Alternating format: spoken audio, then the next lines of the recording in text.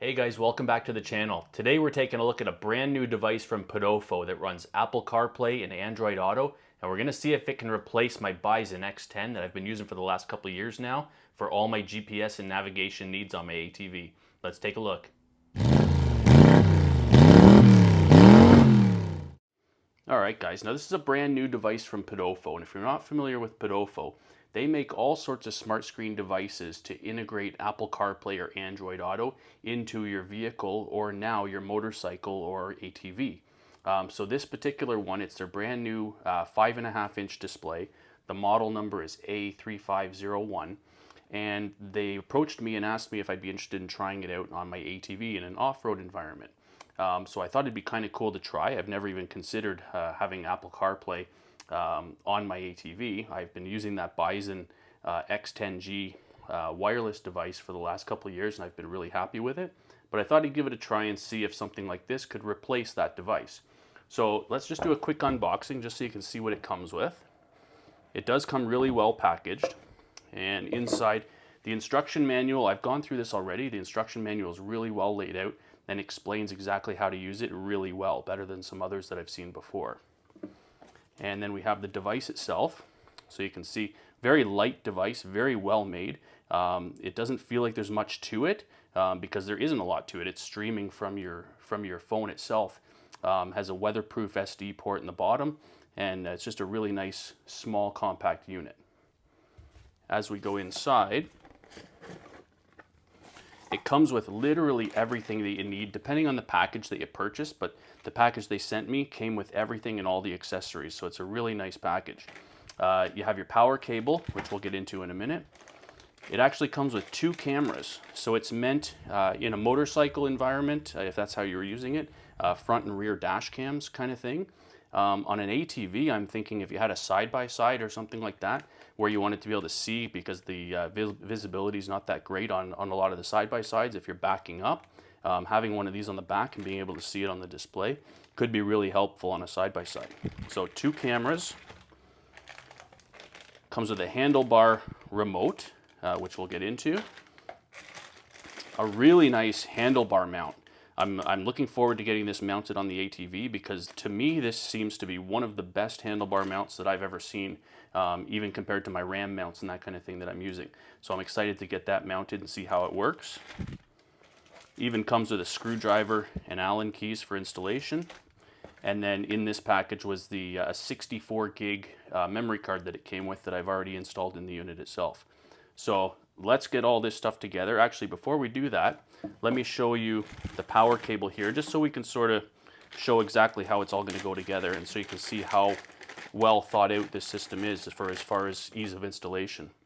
So you have your power cable with the USB-C on one end, and then it has all your weatherproof connections labeled here. So you can use it with or without the cameras. So you have your rear channel 2, front channel 1, so those are just weatherproof connections from your cameras. You have your controller connection right there, which would be for your handlebar controller. And then on the other end is just your battery connections. So you have your negative, and then in the instructions, the yellow goes to your positive on your battery, and the red would go to a switched ignition, or you can wire them both together if you have a connection, if you're just going straight to the battery, or if you're having a connection that's already switched with ignition, then you could just put them both together, but those will go to your positive. So really well thought out, and it's a really nice system. And let's get it installed on the machine and sort of see how it works out.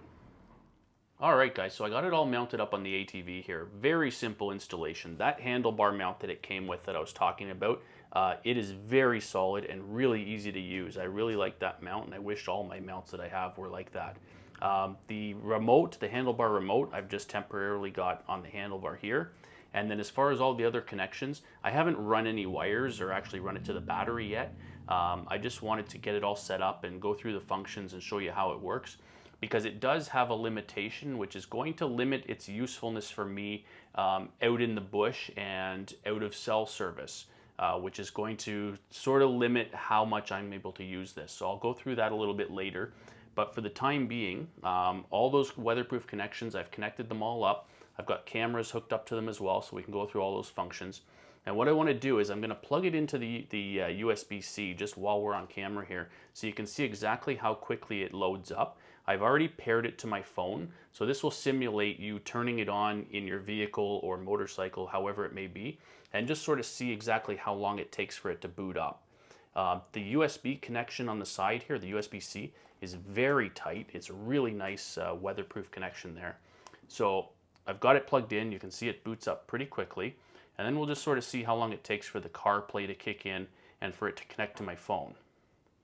So there's your home screen for the unit itself, for the settings. And then once it connects to the phone, you can see it's starting to record there using the cameras and the built-in micro SD card that it comes with. And there you go. We've got CarPlay loaded up. So I don't think that was much more than probably about 15 seconds or so from the time it was plugged in to the time we have CarPlay up. So you can see right away, it's a really nice screen. The screen's very bright compared to the phone device beside it, my Bison there. I actually prefer the screen of this device. The colors are great, and it's very vibrant and really easy to see in bright light. So let's just go through the functions of it and see exactly how it works. So when we have, you'll notice here on the side is a floating function button that you can drag around the screen and sort of place wherever you want. That brings you back to the main menu for the device itself. And when you hit home, it'll bring you back out. So you can see it's definitely geared towards motorcycles. It has a motorcycle on the screen there. And then you can either go CarPlay or Android Auto. So I'm an iPhone user, so I use the CarPlay function.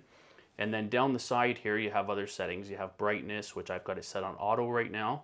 Bluetooth connection. So what you're going to do with your Bluetooth, because it can connect to headset communicators as well. So if you have like a Sena or a Cardo, like I use Cardo myself, in your helmet for a motorcycle or ATV, then you would connect that to your phone and then connect your phone to this via Bluetooth.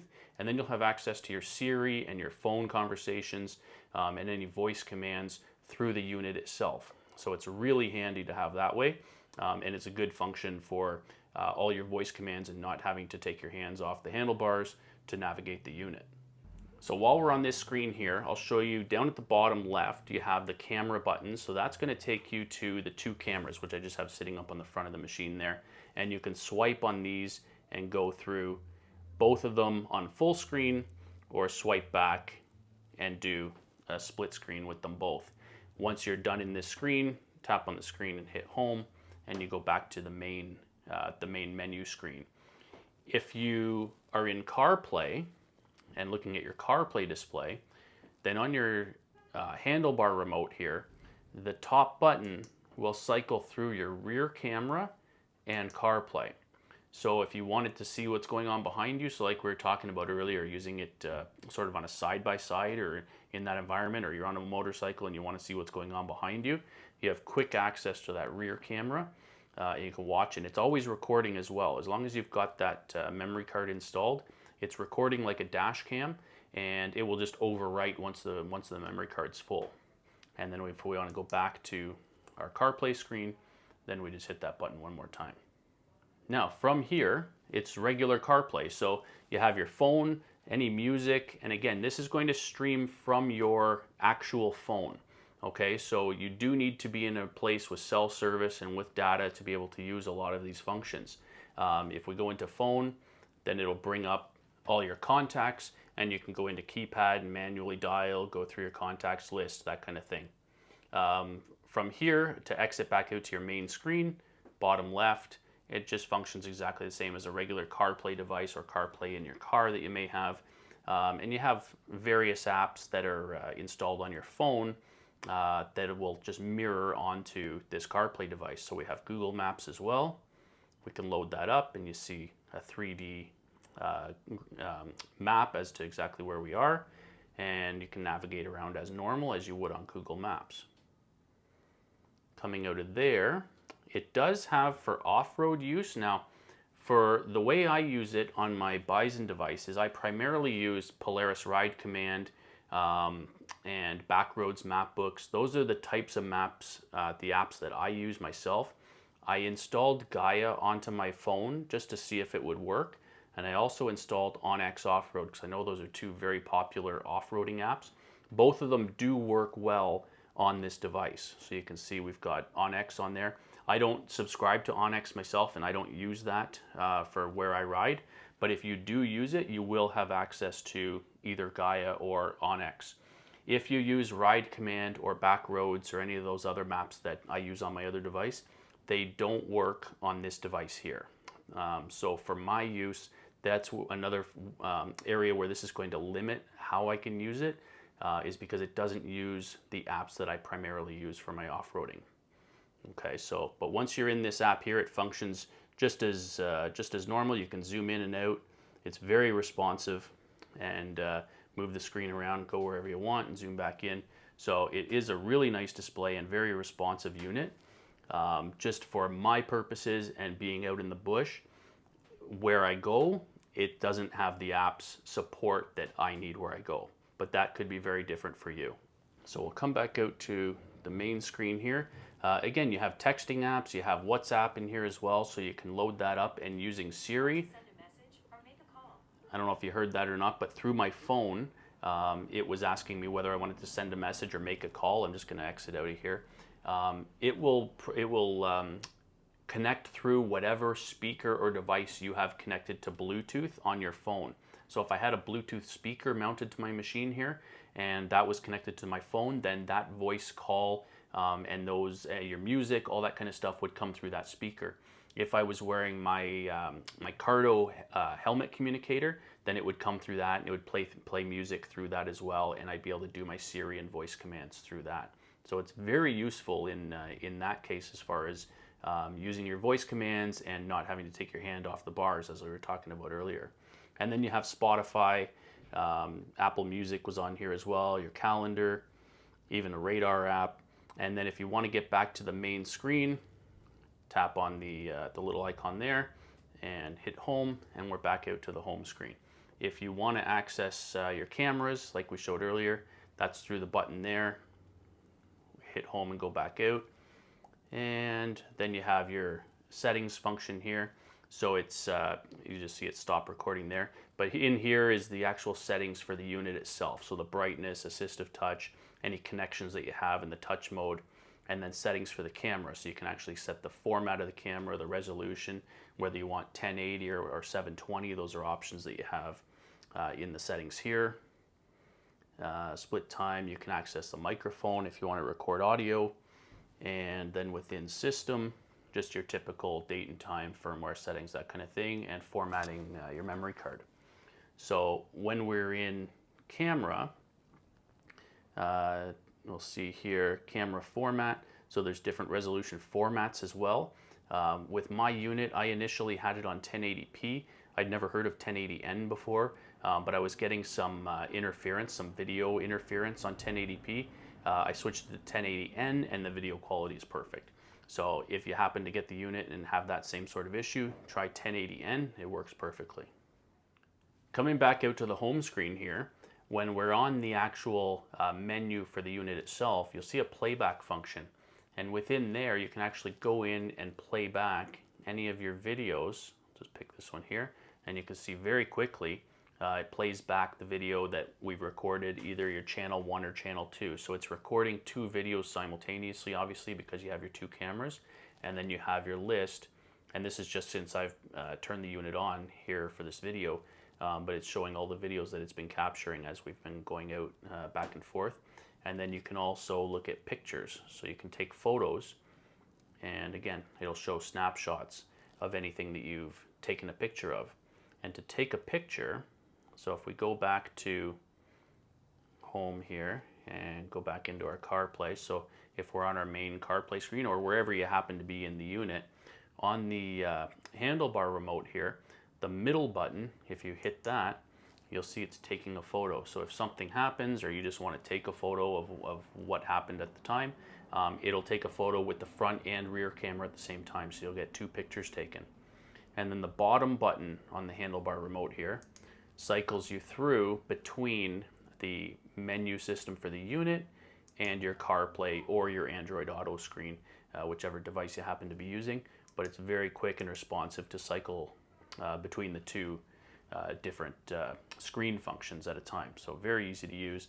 And you can see on the home screen here, it's showing the map that I used last, which was Onyx, and it's asking me if I want to mark location, go and track. So it's right on the home screen here, it's showing me functions related to that last mapping app that I was using. If I was using Google Maps or Gaia GPS prior to coming back out to this screen, then it would put Google or Gaia on here as well. And then you have access to your music if you want to change your songs right from the home screen here. So that'll pretty much wrap up the functioning of the unit itself, and it's very, as I said, it's very simple to use. If you've used CarPlay, I mean, this is just like using your iPhone or your Android phone once you're in here. So it's all going to be very familiar to you once you get into it. Even the settings section here, when you go through and change your settings, it looks just like it does on your iPhone. So anybody used to CarPlay or Android Auto, you're going to be very familiar with how this is going to function. As far as my usage for this, so like I touched on earlier, because where I go, I'm often out of cell service when I'm out in the bush. This unit relies on your phone having cell service and data to be able to display what it is that it's displaying. On my Bison unit, it doesn't require that because it has a built-in GPS and I store all of my maps for offline viewing. This unit functions completely without cellular service, without data or anything, because everything is stored in the unit for offline use. I do have another video on that unit, so if you want to go back and see a little bit about that one, check it out. It's a really great unit. It just differs a bit from this CarPlay device. And if you're riding in an area where you do have cell service, or if you're looking to put this on a motorcycle, then this CarPlay device would be perfect, because as long as you have service, you have function or access to all of these functions that are on it. It's only when you lose that cell service or lose your data, then you won't have access to some of the things that are in here, because it doesn't have its own standalone GPS or offline maps and that kind of thing, which you sort of need in an off-roading environment. So like I said, for a motorcycle, it would be great if you're always on a road and you have access and you're just looking to use, say, Google Maps, then this would be perfect. Or Waze is another app that you can run on here. It would be perfect for that, for on-road use. For off-road use, again, as I said, depending where you're going and whether the apps that you're going to use are CarPlay compatible, which, like I said, my Polaris Ride Command and my Backroads maps are not CarPlay compatible, so they don't work for me. But if what you're using is Gaia or Onyx, or I'm sure there are other apps that may work as well with the mapping for off-road use, then you're good to go. So if you're interested in a unit like this, check out PODOFO for sure. I will put the link in the description. I am very happy with the unit itself and how it functions, and the responsiveness of the display and the quality of the unit. It seems really well made. So for a CarPlay device, either for your motorcycle or for your car, they have lots of different options available. Screens from this size here, the 5.5 inch, all the way up to much larger displays for in vehicles. So check it out. I appreciate you guys watching the video. Hopefully you found it helpful, and if you did, please leave a like, subscribe if you're not already subscribed, and we'll see you on the next one. Take care, guys.